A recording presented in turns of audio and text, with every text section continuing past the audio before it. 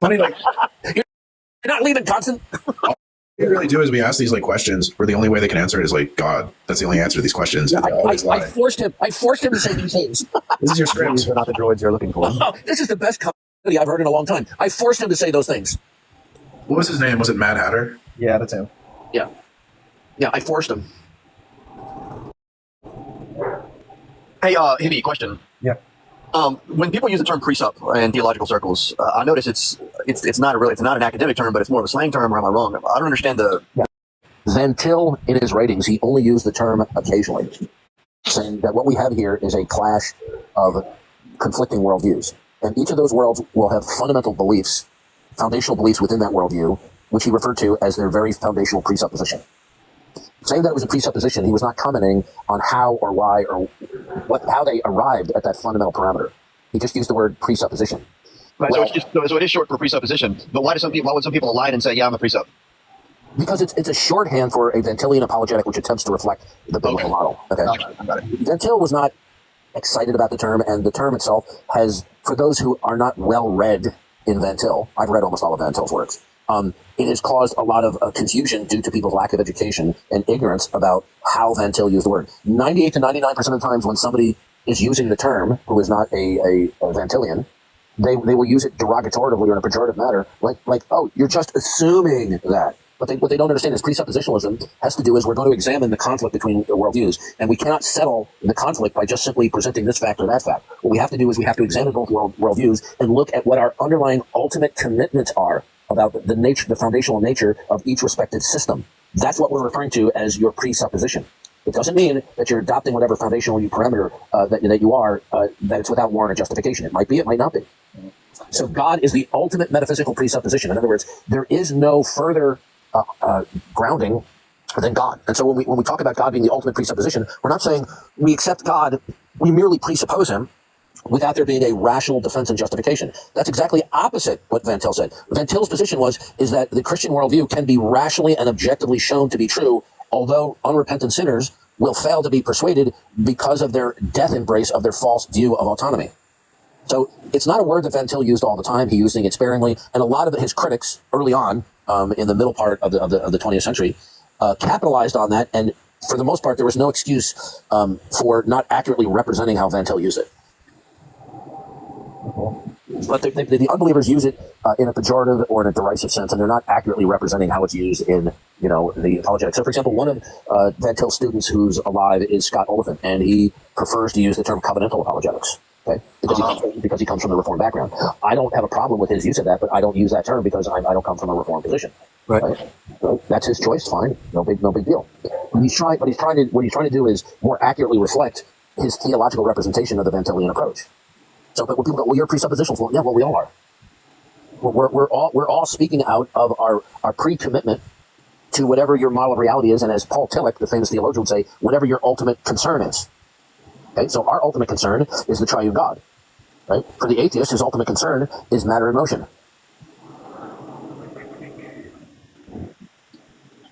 Hey, Mars, are you there? Matt wants to come back up. Well, once you lie, you said, yeah, don't believe him. I was going to ask you your opinion, so I'm going to make another Google AI image, and I'm going to do like a really tall, lanky, skinny, grungy, kind of greasy guy with pimples on his face.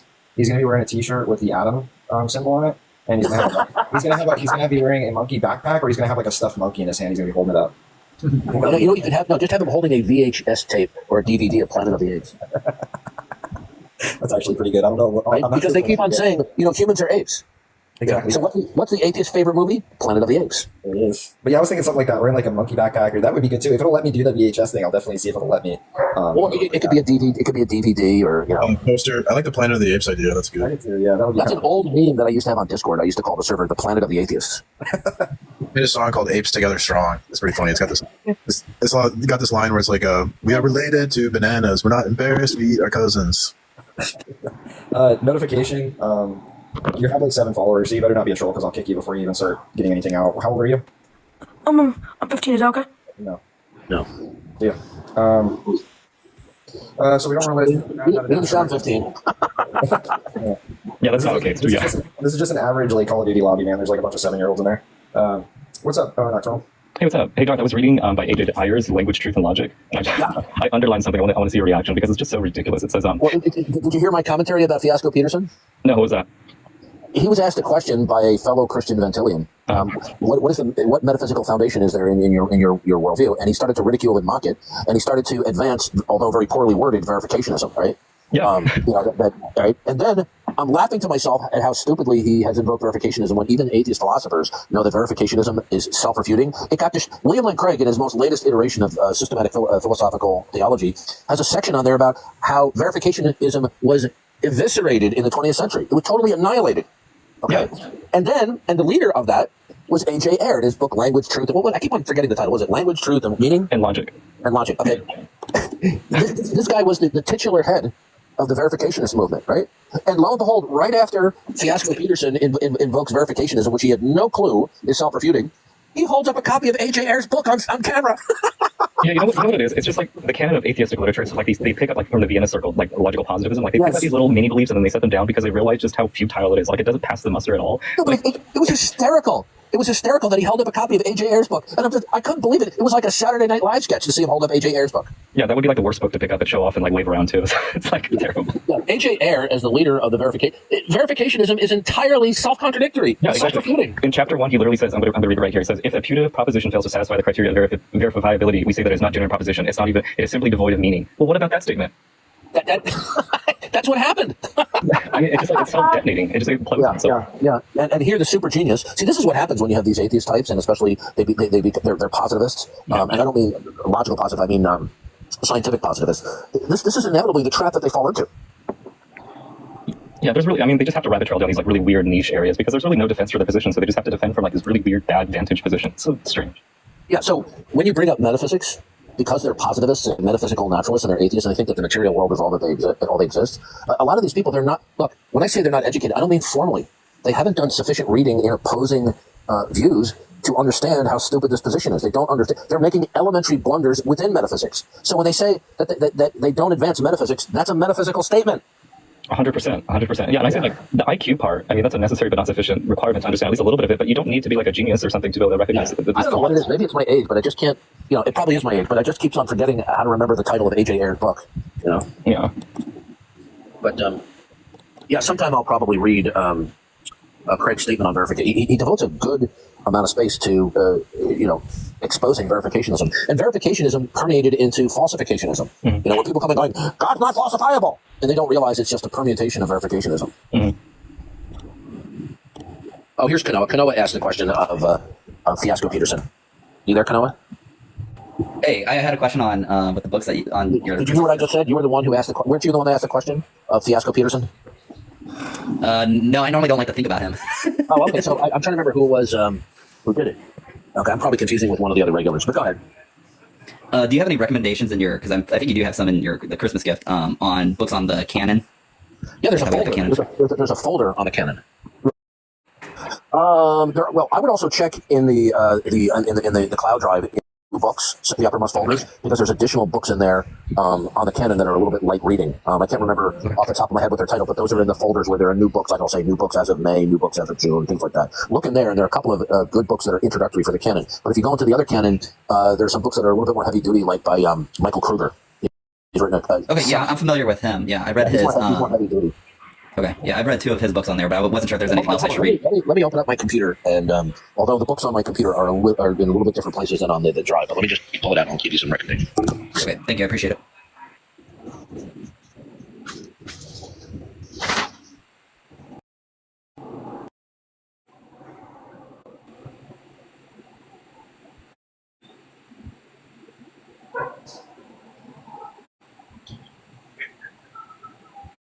Yeah, guys, if anybody disagrees with the background, feel free to come on up here and we can talk about it. Vegan, do you want to debate Darth?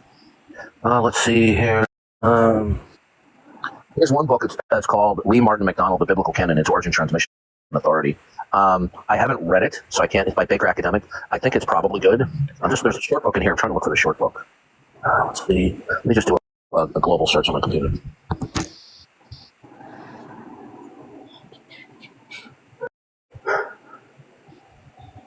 All right. this person is, but they've been. E.A. Carson, who's a great Bible scholar. It's called "Who Chose the Books of the New Testament?" Bill. That should either be in the canon folder or in one of the new books folders. Okay. Yeah. There's another book called A Christian's Pocket Guide to How God Preserved the Bible. That probably is semi-related to the canon, but that's more about the history. Yeah. Do you have anything on Eastern Orthodox? Because that's who I'm prepping for, because I've been running into those guys lately, and they always try to monopolize on the canon and stuff. Hold on one second here. Because what I found, there's not much writing on Eastern Orthodox. Okay. So what I would recommend that you do, let me just see here. Let me go to my EO folder.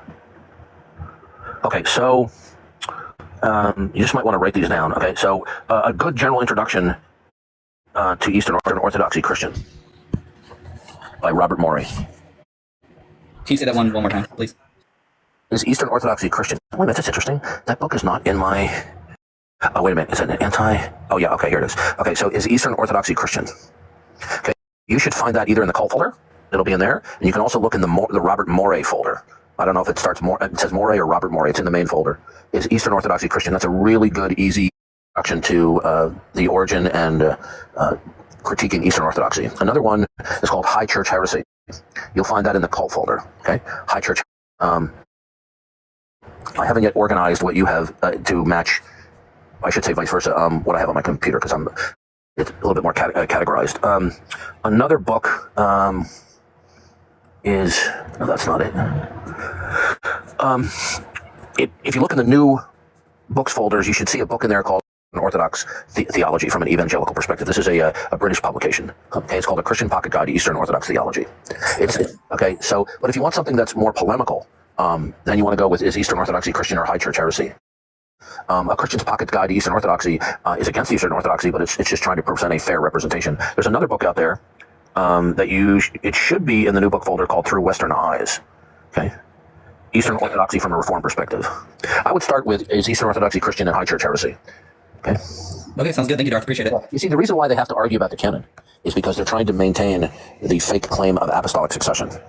Because then they can use the claim of apostolic succession as an interpretive club to force you to believe they're unbiblical doctrines. But it's so ridiculous because they'll go like, well, how do you know you got the right canon? But we can just flip that on them and be like, well, how do you know you got the right apostolic succession? Why isn't the Catholic Church the right apostolic succession? Well, that's just opening another can of worms. I would just say... Right. So far that I've been getting them on the Old Testament, because I've been asking them, how did a Jew know that Isaiah wrote Isaiah? Because they always want to say, how do you know Matthew wrote Matthew? And I go, how do you know Isaiah wrote Isaiah? And because they cannot uphold the Jewish tradition because they had our canon. Was because the early church for nearly the first 400 years was unanimous as to the authors of the Gospels. You can say, like, how did the Jews interpret Scripture without church authority? Right. All right. Thank you. Appreciate it, guys. God bless. I'll have to go to... let me go. I can find on my computer who had Fiasco Peterson. That's